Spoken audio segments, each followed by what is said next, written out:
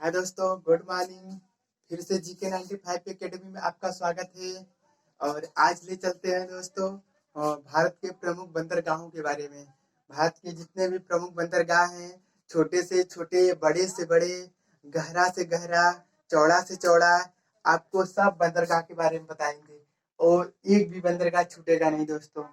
और इसके साथ साथ हम आपको बता दे रहे हैं कि भारत के प्रमुख बंदरगाह के साथ साथ कौन से देश में और कौन बंदरगाह सबसे ज्यादा व्यापार करता है और कौन सा बंदरगाह मुक्त व्यापार करता है। और मुक्त व्यापार के साथ साथ उस बंदरगाह में कितनी क्षमता है कि उस बंदरगाह में मतलब क्षमता, मतलब उस बंदरगाह की क्षमता कितने लाख टन तक बंदरगाह की क्षमता हो सकती है। तो इसके साथ साथ ये भी लेके चलेंगे और कौन से बंदरगाहों में प्राकृतिक बंदरगाह है और मानवीकृत बंदरगाह है, आपको सब बंदरगाह के बारे में बताएंगे।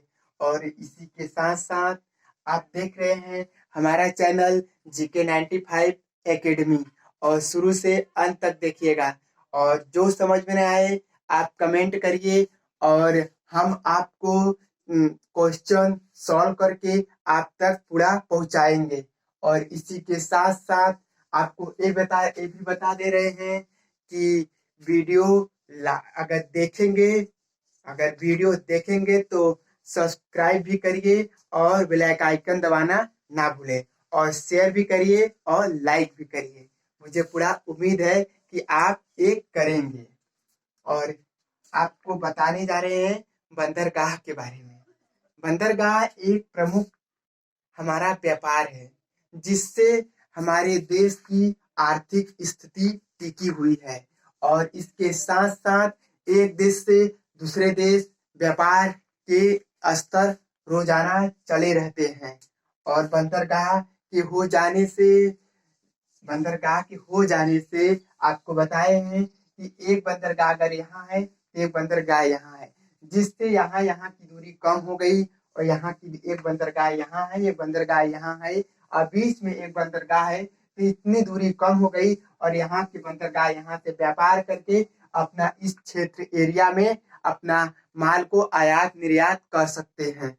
और इसके साथ साथ बंदरगाह की मुख्य विशेषता है कि एक देश से दूसरे देश कच्चा माल, पका माल अपना तैयार करके कच्चा माल देकर अच्छे से अच्छे क्वालिटी माल लेकर आयात निर्यात करते रहते हैं, जिससे हमारा ही नहीं हमारे देश की पूरी स्थिति टिकी रहती है। एक प्रकार का यह व्यापार हो गया, चाहे बंदरगाह के माध्यम से व्यापार हो या रेल मार्ग के साथ व्यापार हो या वायु मार्ग के साथ व्यापार हो, किसी भी तरह से व्यापार हो या समुद्री जल मार्ग के द्वारा व्यापार हो, लेकिन व्यापार हो रहा है जिससे देश में कोई स्थिति रुकावट नहीं हो रही है, अपना अपना क्षेत्र रहता है, जिस कारण बंदरगाह एक महत्वपूर्ण, हर देश में अपना अपना एक महत्वपूर्ण बंदरगाह स्थित रहते हैं। और इसी के साथ बंदरगाह के बारे में आपको ले चलते हैं।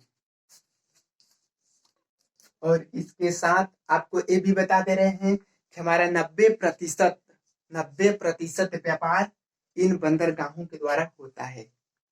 और प्रमुख रूप से और एक बात बता दे रहे हैं कि हमारे भारत में जो 7,516.6 तटीय रेखा वाले क्षेत्र यहाँ से लेकर यहाँ तक तटीय रेखा वाले क्षेत्र, जो हमारा 7,516.6 ये तटीय रेखा वाले क्षेत्र में 13 प्रमुख बंदरगाह हैं और 187 छोटे बड़े बंदरगाह हैं। ये हमारे भारत में है। 187 छोटे बड़े बंदरगाह हैं और 13 प्रमुख बड़े बंदरगाह हैं। और इसी के साथ आपको एक एक बंदरगाह के बारे में, जितने बड़े बंदरगाह हैं और एक एक बड़े बंदरगाह के बारे में आपको बताते हैं। और चलते हैं, पहला बंदरगाह शुरू से लेकर बताएंगे दोस्तों। और बताएंगे आपको गुजरात से होकर, गुजरात होते हुए मुंबई, गोवा, केरल, कर्नाटक, तमिलनाडु, आंध्र प्रदेश, उड़ीसा और इसके साथ साथ पश्चिम बंगाल, जितने राज्य समुद्र तटीय राज्य हैं उन समुद्र तटीय राज्यों के साथ हम बंदरगाह के बारे में आपको बताने ले चलते हैं। यह बंदरगाह कांडला, पहला बंदरगाह कांडला। कांडला बंदरगाह एक ऐसा है जो कांडला बंदरगाह 1930 में इसका निर्माण शुरू हुआ था। कांडला बंदरगाह का निर्माण 1930 में शुरू हुआ था, जो मुंबई के भार को घटाया जा सके, इसलिए इसका निर्माण 1930 में किया गया है। लेकिन इसको विकास की तेजी से लाने के लिए ये 1949 में ये कांडला बंदरगाह एक विकास के क्षेत्र में, मुक्त व्यापार के क्षेत्र में विकसित हो गया। कांडला बंदरगाह मुक्त व्यापार के क्षेत्र में विकसित हो गया। मुंबई को बाहर को घटाने के लिए 1930 में इस बंदरगाह का निर्माण हुआ था, जो 1949 में इस बंदरगाह को विकसित करने के लिए एक विकास के क्षेत्र में ये स्थित हो गया और एक मुक्त व्यापार के क्षेत्र में भी हो गया, जिससे यह बंदरगाह किन किन राज्य देशों से होकर अपना व्यापार करते हैं। यह बंदरगाह यहाँ से होकर मुंबई तक आता है और मुंबई से अरब सागर तक जाता है।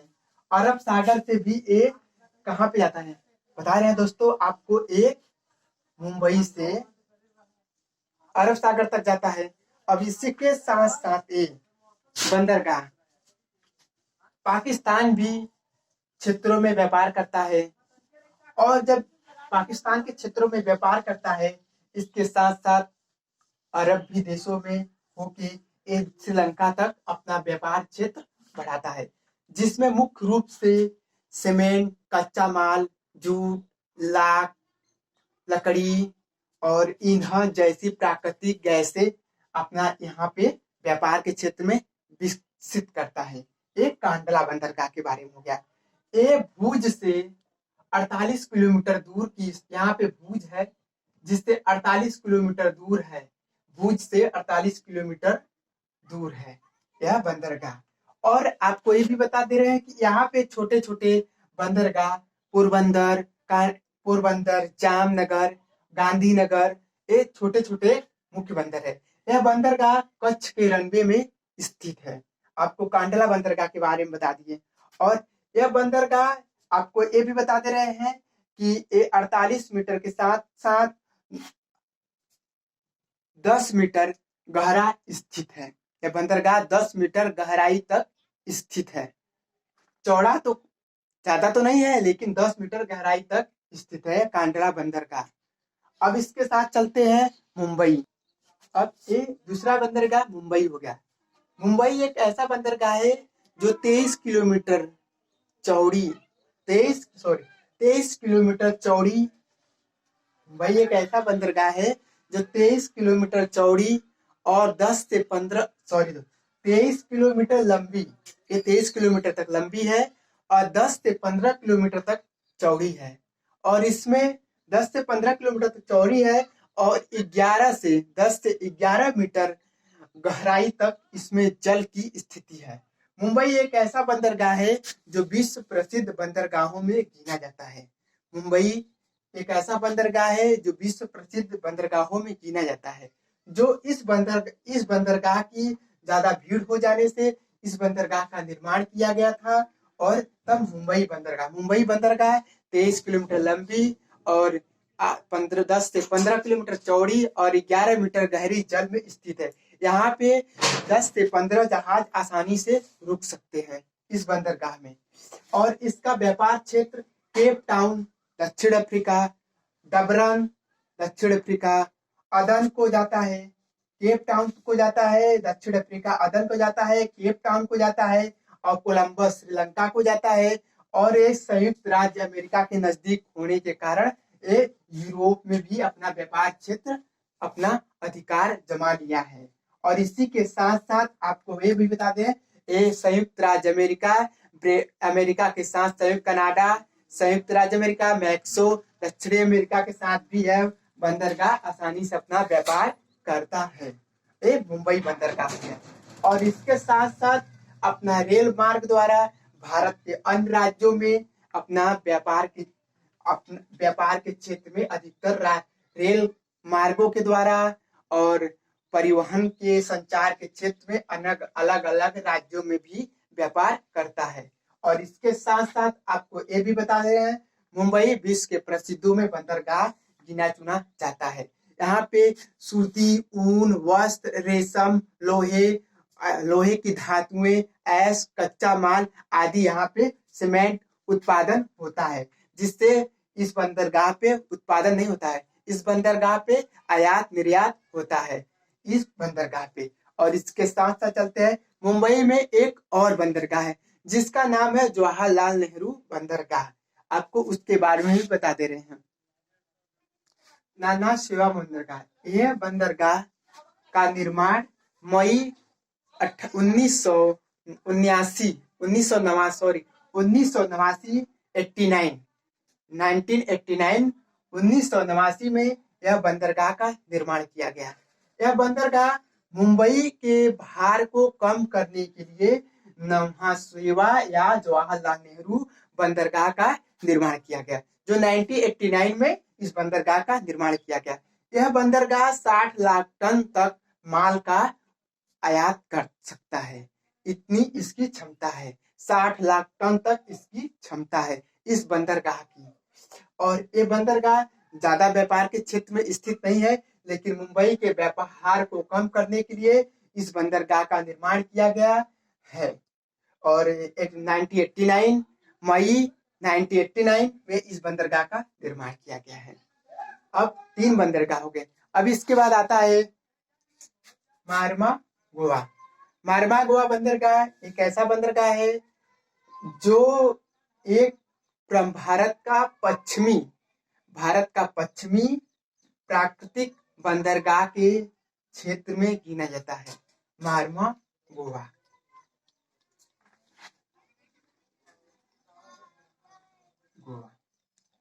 मारवा गोवा यह एक प्राकृतिक बंदरगाह के क्षेत्र में गिना जाता है।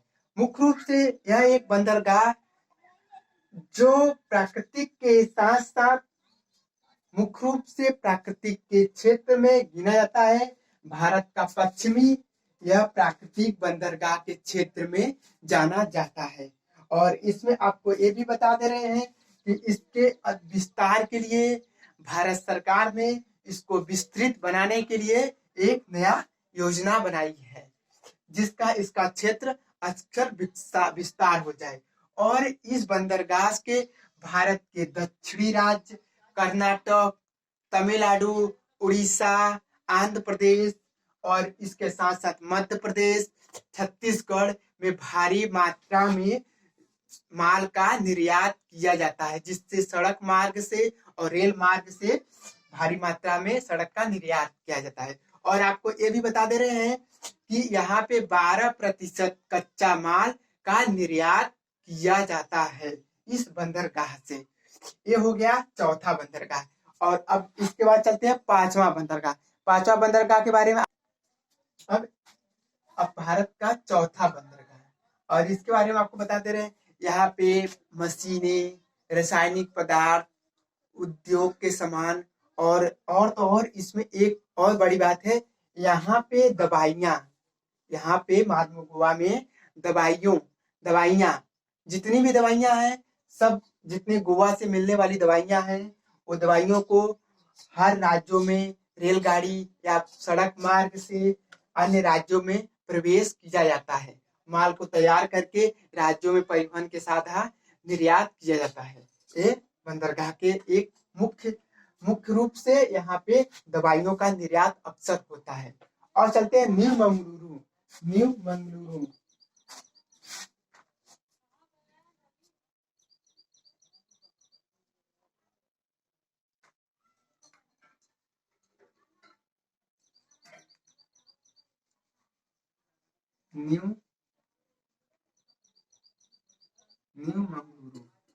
न्यू मंगलुरु बंदरगाह। इस बंदरगाह का निर्माण आपको बता रहे हैं कि इस बंदरगाह का निर्माण 1947 में इस बंदरगाह का निर्माण किया गया है। नीमंगलुरु। नीमंगलुरु बंदरगाह का निर्माण 1947 में किया गया है और यह बंदरगाह मुख्य रूप से यह मार्मोगोवा से उत्तर में मार्मोगोवा से 320 किलोमीटर दक्षिण में है। और इसके साथ साथ आपको ये भी बता दे रहे हैं कि मार्मोगोवा से 320 किलोमीटर नीमंगलुरु यह कर्नाटक राज्य का प्रमुख बंदरगाह है जो कोच्चि से लगभग 320 किलोमीटर है और मार्मोगोवा से लगभग 320 किलोमीटर की दूरी पर स्थित है। यह बंदरगाह भारत सरकार ने इसको एक बड़ा बंदरगाह के रूप में घोषित किया है। कर्नाटक राज्य का बंदरगाह भारत सरकार ने इसको एक नया बड़ा बंदरगाह के रूप में इसको घोषित किया है। आप समझ रहे हैं मेरी बात को। और ये बंदरगाह मुख्य रूप से मछली के क्षेत्र, चंदन की लकड़ी, चंदन के तेल, कच्चे रेशे, माल को अक्सर निर्यात के क्षेत्रों में देखा जाता है और यहाँ पे निर्यात अक्सर यही सामान अक्सर यहाँ पे मिलते हैं। चाय कहवा के क्षेत्र में भी यह विस्तृत है यह बंदरगाह। और इसके साथ साथ ले चलते हैं आपको कोच्चि बंदरगाह। कोच्चि बंदरगाह के बारे में बता रहे हैं। कोच्चि द्वीप आपको बता रहे हैं। कोच्चि द्वीप,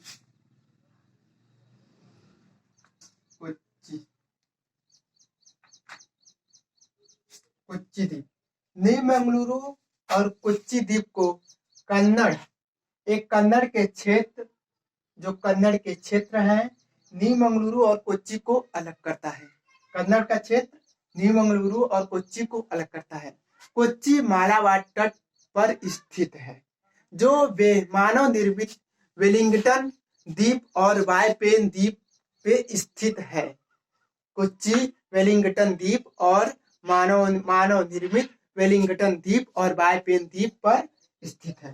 कोच्चिन बंदरगाह, कोच्चिन बंदरगाह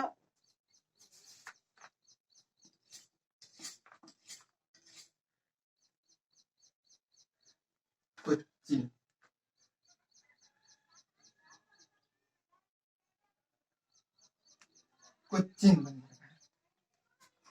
कोच्चिन बंदरगाह यहाँ पे हो गया कन्नड़ क्षेत्र, जो कोच्चि और नीमंगलुरु और कोच्चि को अलग करता है। ये हो गया मालाबार तट, मालाबार तट, कोच्चि बंदरगाह मालाबार तट, जो ये वेलिंगटन द्वीप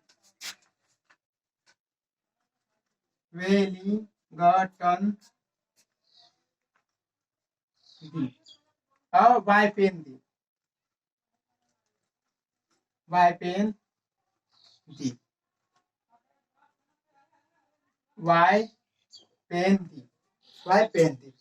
जो यहाँ पे आसानी से जहाजों का रुकना संभव है इस द्वीप पे।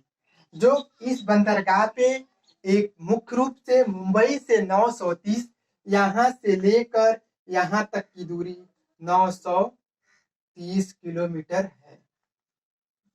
यहाँ से लेकर यहाँ तक की दूरी 900, मुंबई से लेकर कोच्चि तक की दूरी 930 किलोमीटर है। जो एक बंदरगाह मुख्य रूप से मालाबार तट पर स्थित है। इस बंदरगाह का मुख्य व्यापार क्षेत्र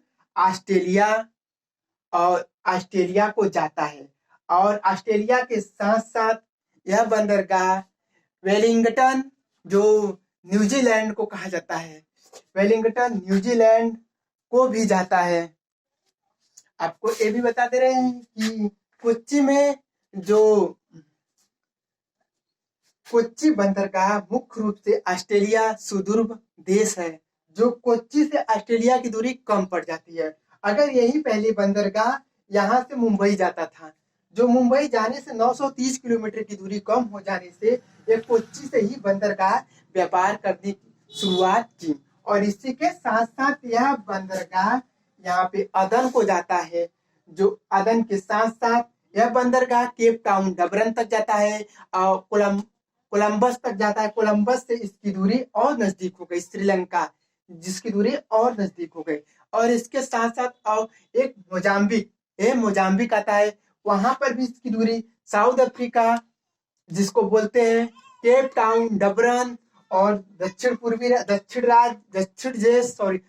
देश ऑस्ट्रेलिया और न्यूजीलैंड से इसका व्यापार के क्षेत्र में विशेष जुड़ाव है। यहाँ पे नीलगिरी की पहाड़ियों से निर्मित बड़ी इलायची, गरम मसाले, चाय, कहवा, रबड़, जूट, लाख आदि रस से जो पदार्थ हैं वो पदार्थ इन्हीं बंदरगाहों से आयात निर्यात किया जाता है, जिससे यहाँ पे एक विशेष रूप से इस बंदरगाह पे आसानी से वेलिंगटन द्वीप और बायपेन द्वीप आसानी से जहाज खड़े हो सकते हैं। यह 7 किलोमीटर लंबा है। 7 किलोमीटर लंबा होने के साथ साथ आपको ये भी बता दे रहे हैं कि 140 मीटर चौड़ाई है, जिसमें 4-5 जहाज आसानी से रुक सकते हैं इस बंदरगाह में। और बंदरगाह के साथ साथ इसमें दक्षिण राज्य तमिलनाडु, केरल, मध्य प्रदेश, मुंबई और यहाँ तक कि अहमदाबाद, पोरबंदर जो रेल मार्ग के द्वारा अपने राज्यों में आसानी से व्यापार होता है, यह उन क्षेत्रों को जाता है।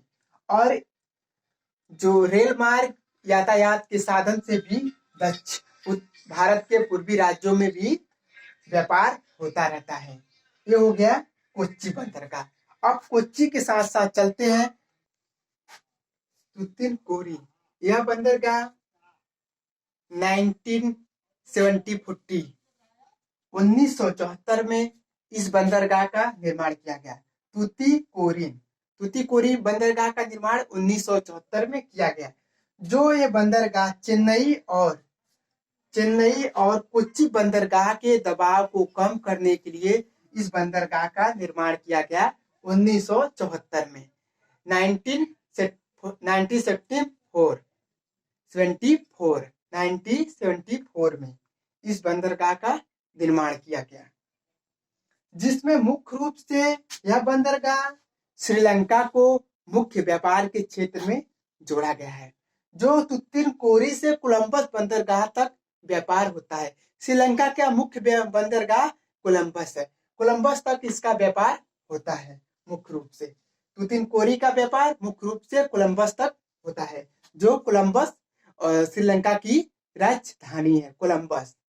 और यहाँ पे मुख्य रूप से चमड़ा और इसमें कितने कितने जिलों तक फैला है। इसमें मदुरै, रामनाथपुरम,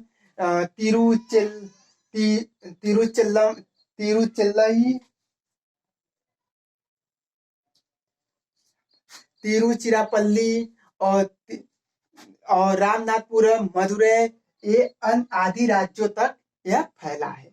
इस बंदरगाह में चमड़ा, जूट, कपास, नारियल आदि पदार्थों का यह व्यापार क्षेत्र करता है। यह बंदरगाह आदि क्षेत्रों में व्यापार करता है। इसके साथ साथ जो जो तमिलनाडु राज्य में है, जितने छोटे बड़े मतलब सड़क परिवहन के माध्यम से और रेल परिवहन के माध्यम से राज्यों में प्रवेश करके पदार्थों का निर्यात करता है यह तुतिनकोरी बंदरगाह। अब इसके साथ साथ चलते हैं आपको कुछ चेन्नई बंदरगाह की ओर ले चलते हैं। चेन्नई बंदरगाह मुख्य रूप से 3.5 किलोमीटर चौड़ी है और इसमें 2 न्यू कंक्रीट सीमेंट की मोटी दीवारें हैं और 80 लाख हेक्टेयर तक जल सुरक्षित रखा जाता है इस बंदरगाह में। और इसके साथ साथ आपको ये बता दे रहे हैं कि इस बंदरगाह में 120 मीटर लंबा है और 3.5 किलोमीटर चौड़ा है इस बंदरगाह में। और इसके साथ साथ आपको ये बता दे रहे हैं इस बंदरगाह में आसानी सरलता से 16 जहाज आसानी से रुक जा सकते हैं।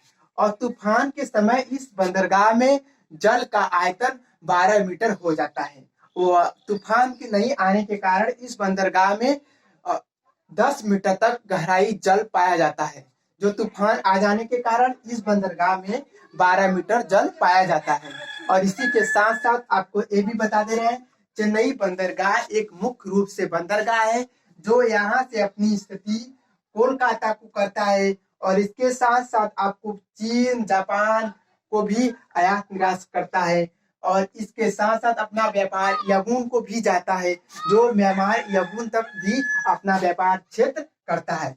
और इसके साथ साथ यह बंदरगाह रेल मार्ग के द्वारा मुंबई के साथ मुंबई, तमिलनाडु के अन्य राज्यों में भी प्रवेश करता है। और इसके साथ साथ आपको बता रहे हैं, मदुरै तमिलनाडु के दक्षिणी राज्य तक जो रेल मार्गों द्वारा अनेक राज्यों में जो अपना व्यापार को आयात निर्यात के मामले में विस्तृत करता है। और आपको ये बता दे रहे हैं कि यह इस बंदरगाह पे 20% माल का निर्यात आसानी से किया जा सकता है। कच्चा माल का आयात निर्यात आसानी से होता है इस बंदरगाह पे।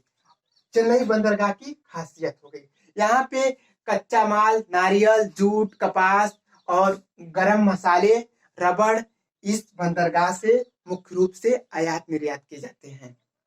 ये हो गया हमारा चेन्नई बंदरगाह। चेन्नई बंदरगाह हो गया। और इसके साथ साथ चलते हैं अब आंध्र प्रदेश के बंदरगाह विशाखापट्टनम। विशाखापट्टनम में देखते हैं वो कैसा बंदरगाह है, उसके बारे में आपको बताते हैं विशाखापट्टनम के बारे में।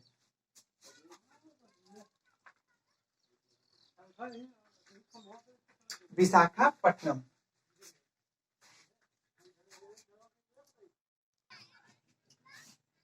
विशाखापट्टनम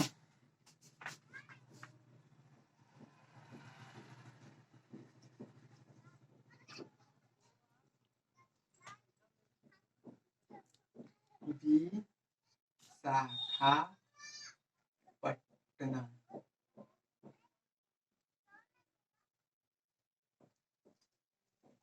विशाखापट्टनम और विशाखापट्टनम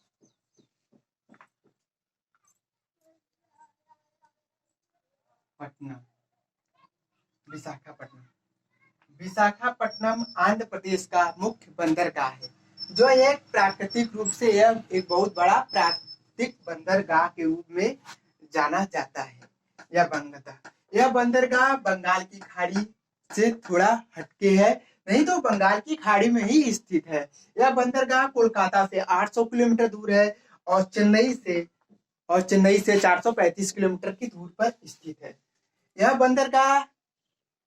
यह बंदरगाह मुख्य रूप से कोरोमंडल तट पर स्थित है। किस तट पे है? कोरोमंडल तट पर स्थित है। और आपको ये भी बता रहे हैं, जो हमारा चेन्नई बंदरगाह था ये मालाबार तट पर स्थित है। किस पे स्थित है? मालाबार तट।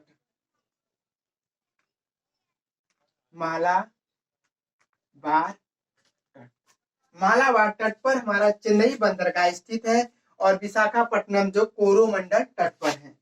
किस पे स्थित है? कोरोमंडल तट।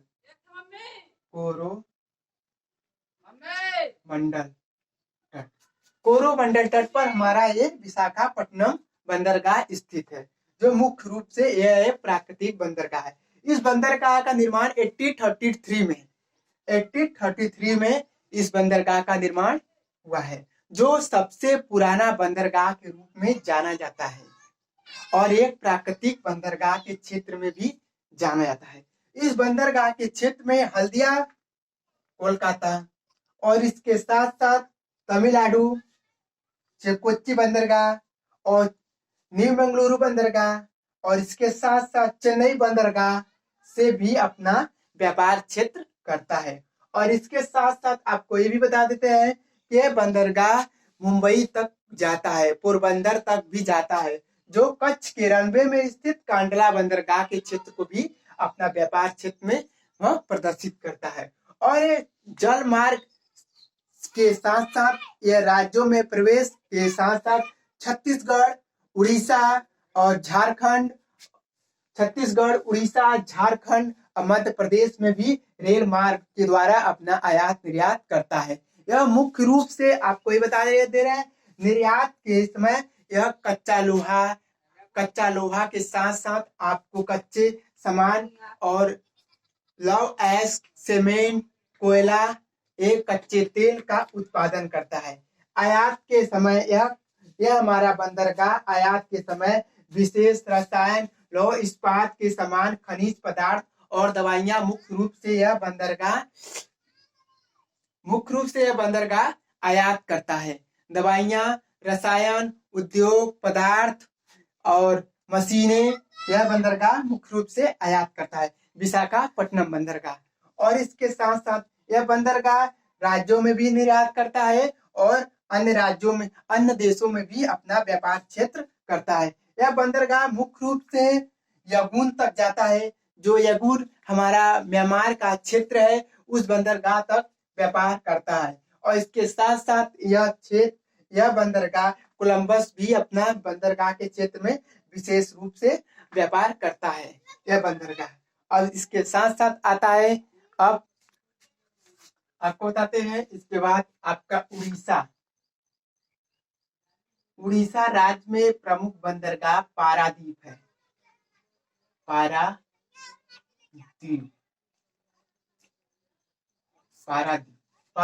है। पारादीप हमारा उड़ीसा राज्य में स्थित पारादीप एक बंदरगाह है जो उड़ीसा राज्य की प्रमुख बंदरगाहों में गिना जाता है। पारादीप मुख्य रूप से एक ऐसा बंदरगाह है जो विश्व के अंतर्राष्ट्रीय मानकों के अनुसार यह विकसित बंदरगाह है। इस बंदरगाह में 80,000 लाख टन का जहाज आसानी से आ जा सकता है। इस बंदरगाह में 80,000 लाख टन का जहाज इस बंदरगाह में आसानी से आ जा सकता है, जो एक सब बड़ा विकसित बंदरगाह के रूप में जाना जाता है। पारादीप बंदरगाह। इस बंदरगाह के क्षेत्र में हमारा जो राज्य है, छत्तीसगढ़, झारखंड और उड़ीसा तो है। छत्तीसगढ़, झारखंड, बिहार और अन्य राज्य जो मध्य प्रदेश है, यहाँ से आसानी से कच्चा माल, कोयला, लकड़ी, चीनी, ईंधन और तेल, कच्चा तेल का उत्पादन इस पारादीप बंदरगाह से किया जाता है, जो आसानी से हो जाता है इस बंदरगाह के पारादीप बंदरगाह से। इस बंदरगाह का विस्तार क्षेत्र अक्सर हल्दिया बंदरगाह को जाता है और इसके साथ साथ यगुन तक जाता है और यगुन के साथ साथ ये आता है श्रीलंका तक, कोलंबस तक आता है इस बंदरगाह का क्षेत्र। और इसके साथ साथ यह देखा जाए तो यह बंदरगाह रेल मार्ग द्वारा भारत के अन्य राज्यों में भी प्रवेश करता है। इस बंदरगाह से चीनी का उत्पादन होता है, चावल का उत्पादन होता है और कच्चे तेल का उत्पादन होता है और कोयले का उत्पादन होता है, जो इस बंदरगाह में हमारा जो झारखंड है, छत्तीसगढ़ है और बंगाल है, यहाँ पे कोयले का उत्पादन सर्वाधिक अधिक होने के कारण इस बंदरगाह पे अक्सर कोयले का ही उत्पादन होता है। कोयला, चावल, चीनी, जूट, यह मुख्य रूप से इस बंदरगाह पे उत्पादन के साथ साथ व्यापार होता है। उत्पादन के अनुसार इस बंदरगाह पे व्यापार किया जाता है। पारादीप बंदरगाह। अब लास्ट बचा है, इसके साथ साथ अब आता है हल्दिया बंदरगाह। हल्दिया बंदरगाह, यह बंदरगाह आपको ये भी बताते रहे, ये बंदरगाह किस तट पर स्थित है। यह बंदरगाह हमारा उत्तरी सरकार तट पर स्थित है। आपको बता दे रहे हैं, यह बंदरगाह हमारा उत्तरी सरकार तट, यह बंदरगाह हमारा उत्तरी सरकार तट पर स्थित है। और इसके साथ साथ यह बंदरगाह पारादीप बंदरगाह है जो उत्तरी सरकार तट पर स्थित है और यह बंगाल की खाड़ी में भी स्थित है। हमारा जो बंगाल की खाड़ी है, बंगाल की खाड़ी में हमारा पारादीप बंदरगाह स्थित है। यह उत्तरी सरकार तट पर स्थित है। जो आपको बताए हैं कि हमारा चेन्नई बंदरगाह मालाबार तट पर है और विशाखापट्टनम बंदरगाह कोरोमंडल तट पर है और पारादीप बंदरगाह उत्तरी सागर तट पर है। और इसके साथ साथ अब चलते हैं हल्दिया बंदरगाह। हल्दिया बंदरगाह के बारे में देखकर बताते हैं आपको दोस्तों कि हल्दिया बंदरगाह हमारा कैसा बंदरगाह है। जो पश्चिम बंगाल का वेस्ट बंदरगाह है हल्दिया बंदरगाह। और इसके साथ साथ हमारे पूर्वी बंदरगाहों के क्षेत्र में हल्दिया बंदरगाह का विकास सर्वाधिक होता है। आपको हल्दिया बंदरगाह के बारे में ले चलते हैं। हल्दिया बंदरगाह, ये हो गया हल्दिया बंदरगाह।